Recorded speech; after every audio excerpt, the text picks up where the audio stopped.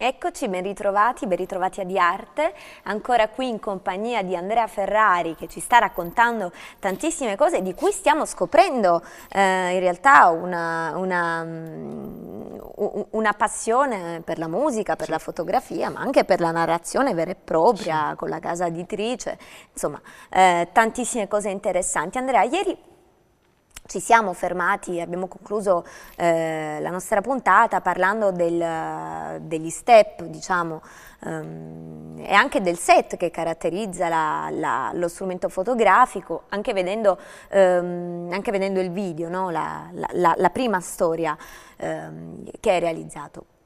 Quello che mi chiedo io è quando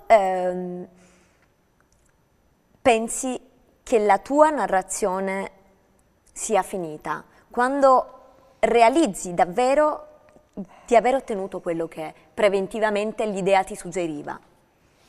Beh, quando vedo il risultato che mi soddisfa fondamentalmente. Quindi alla fine di tutto, oppure lo realizzi step by step, ovvero lo realizzi mentre il progetto è ancora in evoluzione? Cioè, no, quando inizio a realizzare un progetto è già terminato, diciamo la progettazione è terminata, poi realizzo il progetto e poi faccio il test, quindi sì, vedo se è quello che era quello che volevo oppure no. Quindi sì, è una cosa che però vedo dopo, poi magari posso, cioè, questo non è che poi dopo lo rifaccio se mi viene male, ma lo uso come critica, quindi come, diciamo, come dire, un qualcosa che mi aiuta per i prossimi. Per non ricommettere gli stessi errori. Sì, diciamo. sì, esatto. Certo. Allora, Andrea, la fotografia poi alla fine mette in comunicazione e in relazione tre elementi fondamentali. Da una parte c'è il soggetto, ritratto, dall'altra parte c'è il soggetto che guarda il soggetto ritratto, quindi l'osservatore, se così si può dire, lo sguardo esterno, però c'è un altro occhio fondamentale, c'è un altro sguardo, che è quello del fotografo. Esatto. Che non è mai uno sguardo, non so come fare, non è mai uno sguardo privo di qualunque mediazione, perché è sempre uno sguardo filtrato dallo strumento, dalla macchina, no? Sì. Sì, diciamo che, ecco, io direi che forse lo sguardo del fotografo è diciamo, il ponte, è quello che comunque... tra l'idea e la sua concretizzazione. Sì, cioè è quello che comunque dà un senso, tutto suo ovviamente, e che può incontrare oppure no, diciamo, gli stessi interessi e le stesse, diciamo, necessità che ha invece chi lo osserva. Infatti il lasciare, come ho fatto in Eli e anche nel Sentimento dell'arte, questo nuovo poi ne parleremo questo adesso. libro, è creare, cioè rappresentare quello che io avevo in mente, ma senza linee guida, in modo che comunque le persone che osservano siano libere di poter diciamo, capire e sentire diciamo in modo libero, senza costrizioni, senza comunque delle cose preferenziali, perché questo è un po', tra virgolette, un obbligare le persone a pensarla come vuoi tu, cioè certo. Se tu indirizzi una persona, cioè, è un po' come quando, non so, se io faccio qualcosa, poi dico no, queste foto le devi vedere in questo modo, allora snaturo quello che è il mio lavoro, cioè io ho fatto questo perché a me piaceva così, io ho voluto rappresentare queste cose, tu cosa vedi? Cioè quando io ho fatto le prime foto che facevo vedere, diciamo, anche le foto a delle persone, persone anche che non c'entravano niente con la fotografia, no? Una volta quando lavoravo ancora in Ferrari andai da un responsabile del settore elettronica, che quindi di fotografia non ne sapeva niente, non interessava niente, e gli feci vedere queste foto, no? Per capire cosa lui, insomma, riusciva a percepire, e nonostante lui fosse completamente a digiuno di arte e fotografia, ma che trattasse soltanto di elettronica, eccetera, eccetera, comunque riusciva a percepire quello che io volevo trasmettere. Cioè, quindi è stato bello vedere questo. Io non è che vado soltanto da magari chi ha, o comunque non voglio che solo che chi ha diciamo interesse per l'arte e la fotografia guardi quello che io faccio, perché comunque ha tra virgolette dei preconcetti, cioè comunque ha una formazione e quindi può magari interpretare quello che io faccio in base alla sua formazione. Invece andando da delle persone completamente a digiuno, secondo me si ha la reazione più immediata e più veritiera forse.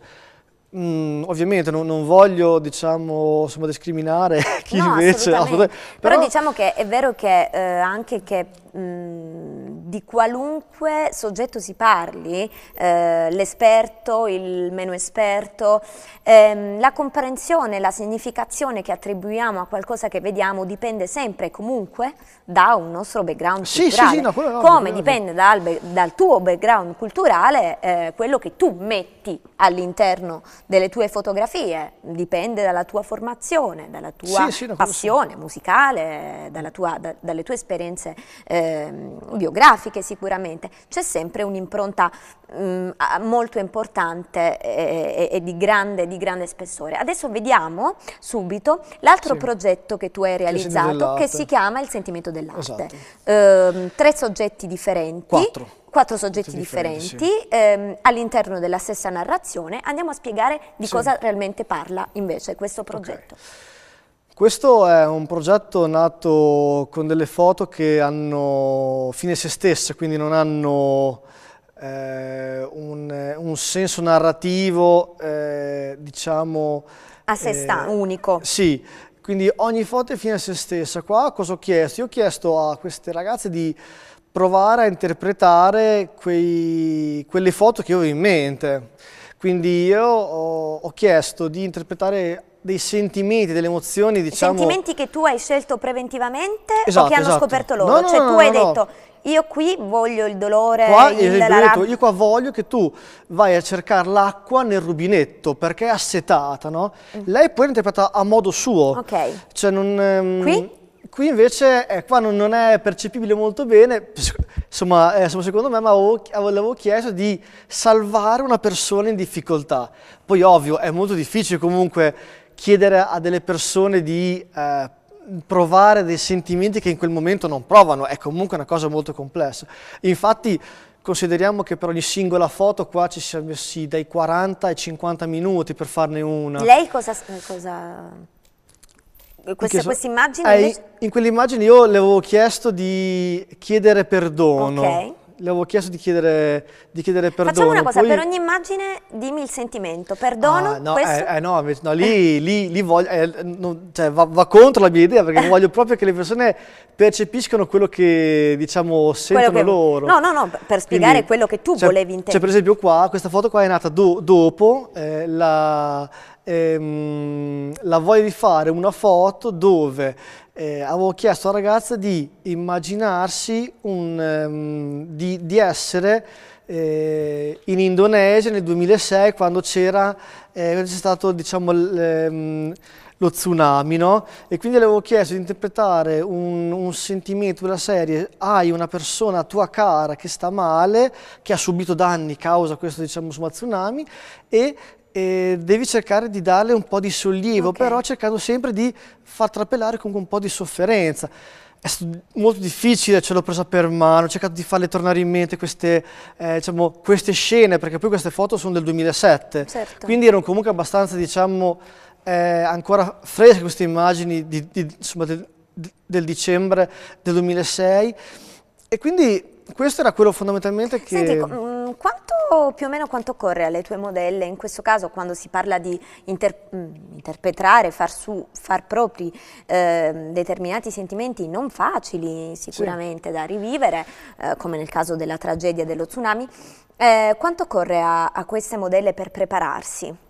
Fondamentalmente queste foto, cioè... Consideriamo, come ho detto prima, che per una foto... Fanno un lavoro in cui tu li aiuti a... Cioè io gli do l'idea di base. Sì. poi insieme ci lavoriamo, cioè mentre loro provano io intanto le guardo e guardo come e le confronto con le immagini che io ho in testa, ovviamente, perché io le immagini ce le ho già in testa, e quindi confronto con quello che stanno facendo loro, dandole comunque delle indicazioni. Poi in questi casi si faceva la Polaroid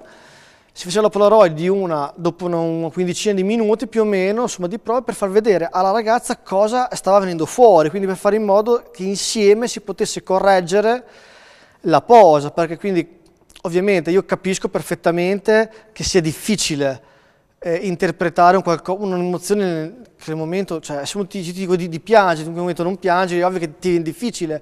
E allora io cerco di venirti incontro. Devi crearla l'emozione. Cerco di venirti incontro cercando di magari dirti di fare una cosa piuttosto che un'altra, e facendoti vedere come sta venendo fuori, per fare in modo che anche tu riesca a capire quello che stai facendo e quindi come modificarlo. Ecco, rivediamo Per esempio in questa io le avevo detto prova a far vedere che vuoi uscire, vuoi strappare queste barre, però devi mettere sia la violenza, quindi la forza, cioè la violenza che tu devi mettere nel voler uscire con la forza. Infatti, guardando bene poi le foto, nei dettagli, non è che soltanto la faccia è così, ma tutto il corpo, cioè si vede che la mano è in tensione quando è aggrappata alla sbarra, si vede che comunque si crea una cornice all'intorno. Diciamo che al sentimento partecipa tutto il corpo, sì, non solo l'idea esatto, che hai in testa di determinate emozioni e non solo, insomma, per quanto riguarda viso. invece il rapporto più strettamente personale con le tue modelle o con i tuoi soggetti in generale, ritornando al discorso dei 3 elementi che si combinano insieme in questo grande complesso strutturale che è la fotografia, come ti relazioni personalmente proprio alle tue modelle? Preferisci conoscerle prima comunque prima preferisco conoscerle, anche perché dovendo richiedere un qualcosa che va oltre l'immagine in sé, ho bisogno intanto di capire chi ho davanti. Per esempio, quando ho fatto le foto a Margherita, che è la seconda ragazza, quella che stava inginocchiata, lei veniva da Torino e quindi non abbiamo avuto modo di conoscerci prima. Lei era bravissima a fare un tipo di fotografia fashion, però purtroppo ho capito tardi io che quel tipo di foto che volevo fare io non erano adatte per lei, non che non fosse capace, assolutamente, ma semplicemente perché per il suo carattere non era facile.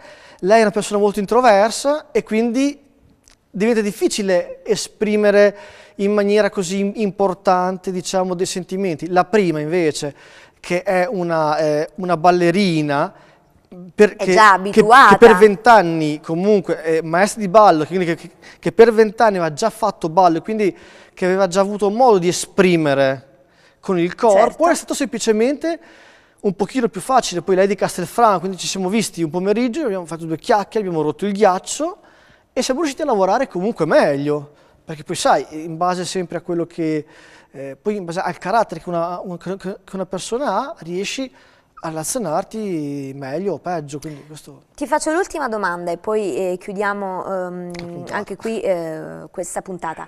Nell'espressione del sentimento,